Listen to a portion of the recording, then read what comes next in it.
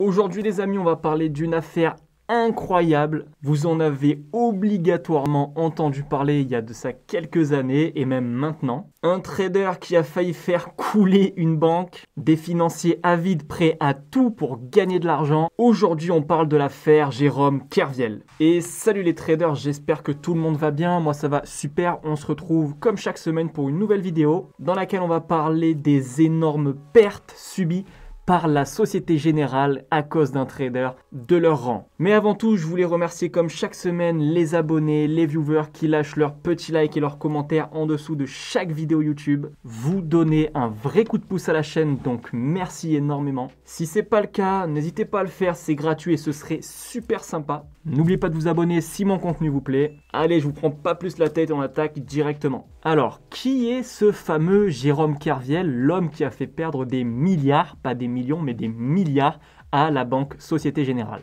Jérôme Kerviel, il est né à Pont-l'Abbé en Bretagne le 11 janvier 1977. Il vient d'une famille plutôt modeste, normale. Sa mère, elle, tient un salon de coiffure et son père est forgeron. Il décédera d'ailleurs en 2006. Jérôme, quant à lui, va poursuivre ses études au collège-lycée Lennec. Il va notamment obtenir en 1995 son bac ES et après ça, il va s'orienter vers un DUG en sciences économiques. Après ça, il va passer une maîtrise à l'IUP Banque et Finances de l'Université de Nantes, avant d'obtenir en 2000, avec une mention assez bien, un master en management des opérations de marché à l'Université de Lyon 2. Donc avec ce beau bagage, il se fait directement embaucher par la Société Générale en août 2000. Il sera affecté à la division banque d'investissement et de financement. Donc Jérôme, il va commencer par travailler au middle office, avant de passer en 2005 au front office. Et là je vous vois venir, mais qu'est-ce que c'est que le middle et le front office? Pour faire simple, on va dire qu'au sein d'une banque, d'une institution financière, il y a plusieurs offices, plusieurs bureaux. Vous avez le back office, le middle office et le front office. Le middle office, c'est un des services de la salle des marchés et sert de soutien aux traders. Ce service va gérer les risques de contrepartie, les risques de liquidité et effectuer les vérifications liées aux transactions.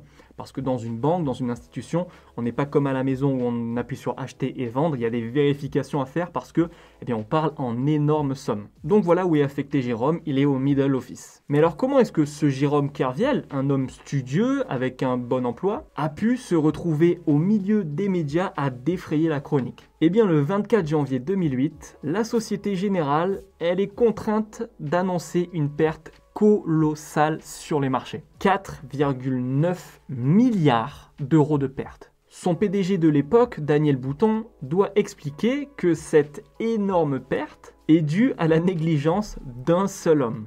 Mais qui a bien pu faire perdre 4,9 milliards d'euros à la Société Générale? Selon Monsieur Bouton, cette perte serait la cause d'un jeune opérateur des marchés d'une trentaine d'années nommé Jérôme Kerviel. Mais qu'est-ce qui a bien pu se passer dans la tête de Jérôme pour faire perdre autant d'argent à la banque? En poste depuis 3 ans au front office, Jérôme serait parvenu, selon la banque, à engager frauduleusement 50 milliards d'euros de positions sur les marchés. Et le souci, c'est que c'est bien plus que les fonds propres de la Société Générale. C'est-à-dire que Jérôme, à lui seul, il a plus d'argent mis en jeu sur les marchés que ce que la Société Générale a de fonds. Donc vous vous en doutez, ça amène pas que des bonnes nouvelles. Mais au début, ça marchait. En 2007, Jérôme, il fait gagner plus d'1 milliard d'euros à sa banque. Mais vous vous en doutez, si on parle de lui aujourd'hui et s'il a pu perdre 4,9 milliards d'euros, c'est pas que sa série de gains a duré très longtemps. Il a subi une série de revers qui l'ont empêché de reprendre ses pertes. Et cette série de pertes aurait conduit la banque à découvrir ses agissements. Mais la Société Générale, elle a un petit peu tardé quand même à dévoiler cette histoire. En fait, pendant une semaine, la banque elle a cherché à liquider secrètement les positions prises par Jérôme, quitte à y perdre de l'argent. Le PDG de la Société Générale, Daniel Bouton, va dire que si jamais il y avait eu une guerre qui avait éclaté le lundi ou alors une chute de 30% des marchés, la Société Générale, c'était salut, fini. En quelques jours, la banque va liquider, vendre pour plus de 60 milliards d'euros d'options. Mais elle les a vendus au pire moment. Il fallait vite s'en débarrasser, donc ils n'allaient pas choisir, oui, on va plutôt faire ça dans une semaine. Non, ils ont fait ça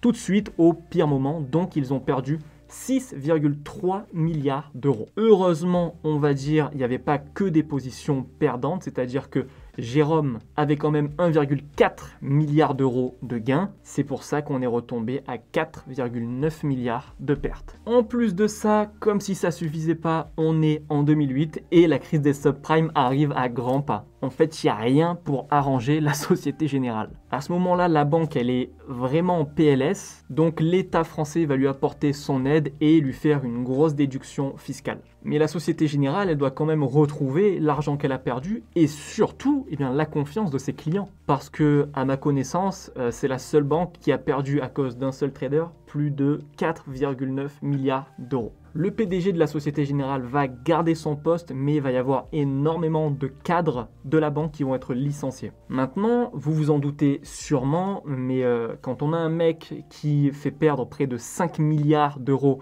à son employeur, en général, l'employeur il est pas très content, donc eh bien, il l'assigne en justice, le fameux trader.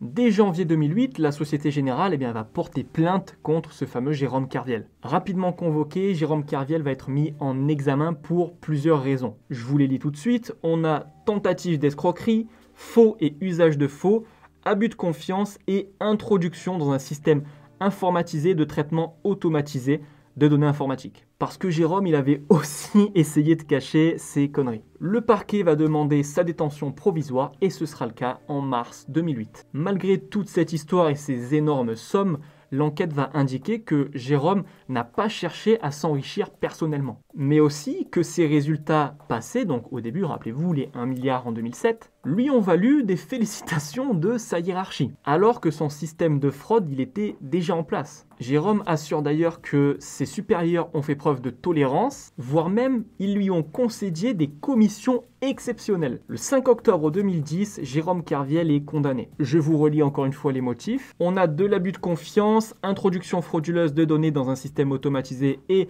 faux et usage de faux. Il écope alors de 5 ans de prison, dont 2 avec sursis. Mais j'ai envie de vous dire, c'est pas tellement le pire. Parce que en plus des sanctions pénales, donc de la prison, et bien en plus il prend une amende. En fait, il doit rembourser les près de 5 milliards d'euros de pertes à la Société Générale. Donc là, Jérôme Kerviel, il fait appel. Et évidemment, la Cour, elle va valider son appel. Elle va lui dire, c'est vrai que ça sert à rien de te demander 5 milliards, tu vas pas pouvoir les rembourser dans tous les cas. Ah non, pas du tout. Le jugement en 2012, il est confirmé. Jérôme Kerviel doit 4,9 milliards d'euros à la Société Générale. Non, en vrai, en 2014, son pourvoi en cassation est à couronné de succès. Sa condamnation pénale, elle reste la même, mais les dommages et intérêts dus à la banque sont cassés par la Cour. Au final, Jérôme Kerviel devra verser 1 million d'euros à son ancien employeur. On va pas se mentir, entre 5 milliards et 1 million, il s'en sort pas trop mal. Maintenant, petite anecdote sur cette histoire. Le 7 juin 2014, la Société Générale va elle aussi être condamnée. Mais elle va être condamnée à quoi? Eh bien, elle va être condamnée à verser 450 000 euros à Jérôme Kerviel. Attends, mais je comprends pas, c'est Jérôme qui fait perdre des milliards à la banque qui est en PLS à cause de lui, et la banque lui doit aussi de l'argent à lui. En fait, les arguments avancés par Jérôme Kerviel sont que la banque l'a licencié sans cause réelle ni sérieuse. Le Conseil des prud'hommes de Paris a souligné que le licenciement début 2008 de Jérôme était intervenu pour des faits prescrits. En fait, le Code du travail prévoit qu'une entreprise dispose de 2 mois pour sanctionner des faits, à partir du moment où elle en prend connaissance. Or, rappelez-vous, selon Jérôme Kerviel, ses supérieurs étaient au courant, ils l'ont félicité, ils lui ont accordé des bonus de fou. Donc Jérôme, il a tout fait pour les faire payer, on va dire. La plainte de M. Kerviel a donné lieu à une nouvelle instruction, menée par le juge Roger Leloir. Ce dernier a entendu comme témoin une policière de la brigade financière nommée Nathalie Leroy, qui aurait expliqué au juge avoir été instrumentalisée par la banque et qu'elle n'aurait du coup pas pu mener son enquête comme elle l'entendait. À ce jour, l'affaire est toujours en cours et je pense qu'elle est loin d'avoir livré tous ses secrets. Voilà, je voulais vous partager l'histoire de ce fameux Jérôme Kerviel, un des rares traders à avoir pu mettre à lui seul une banque en PLS, et surtout je trouvais pas mal intéressant toutes les affaires de justice, de complot, de manigance, etc. J'espère vraiment que cette vidéo vous aura plu. Si c'est le cas, n'oubliez pas de la liker, de la commenter, de la partager et de vous abonner si c'est pas encore fait. Quant à moi, je vous dis à dimanche 18 h pour une nouvelle vidéo d'analyse. Courte vie mais légendaire comme d'habitude. Ciao.